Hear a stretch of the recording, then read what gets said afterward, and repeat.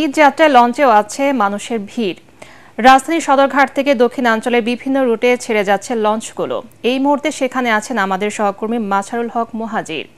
সরাসরি চলে যাচ্ছি তার কাছে। মুহাজির, লঞ্চে যাত্রীদের ভিড় কেমন দেখছেন? অতিরিক্ত যাত্রী বা বেশি ভাড়া নেওয়ার কি প্রবণতা দেখছেন কিনা আমাদেরকে জানান।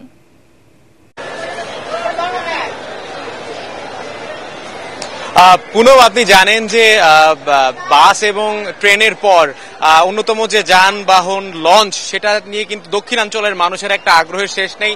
যদিও পদ্মা সেতু হয়ে যাওয়ার পর থেকে লঞ্চে যাত্রী খরায় থাকেন লঞ্চ মালিকরা, কিন্তু এবছর কিন্তু বেশি ছুটি পাওয়ার কারণে একটা আশার বুক বাঁধছেন এখানকার যারা মালিক রয়েছেন, লঞ্চ মালিক যারা রয়েছেন তারা।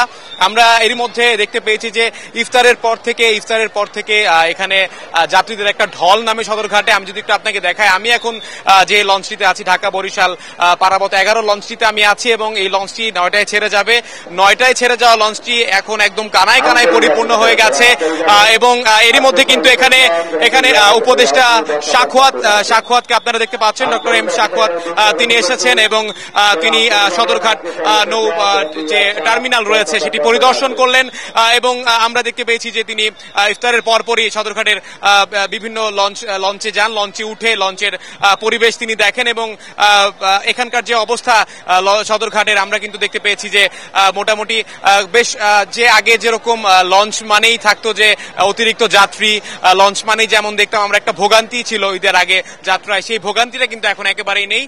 সবাই স্বাচ্ছন্দ্যেই লঞ্চ জার্নিটা করছেন এবং একই সাথে পুনম আপনাকে আরেকটা বিষয় জানিয়ে রাখতে চাই যে এখানে কিন্তু অতিরিক্ত ভাড়া দেওয়ার ব্যাপারে কিন্তু জরিমানার একটা বিধান রেখেছে বাংলাদেশ নৌ পরিবহন কর্তৃপক্ষ BIWTA এবং তারাও কিন্তু এই ব্যাপারে খুবই কঠোর। এবং গত 2 দিনের তুলনায় যে আসলে যে 9 দিনের লম্বা ছুটি পেয়েছে এবার, সেই লম্বা ছুটির কিন্তু রেশ এখন থেকেই আসলে যারা লঞ্চ মালিকরা রয়েছে তারা দেখছেন এবং যাত্রীরাও খুবই স্বাচ্ছন্দ্যে আছেন, কারণ তারা বরাবরই তাদেরকে লঞ্চ তাদের একটা আবেগের জায়গা এবং সেই জায়গা থেকে তারা সবসময় লঞ্চটাকেই প্রেফার করে থাকেন তাদের ঈদ যাত্রায়। পুনম, এই ছিল আমার কাছ থেকে এখন পর্যন্ত সবশেষ তথ্য।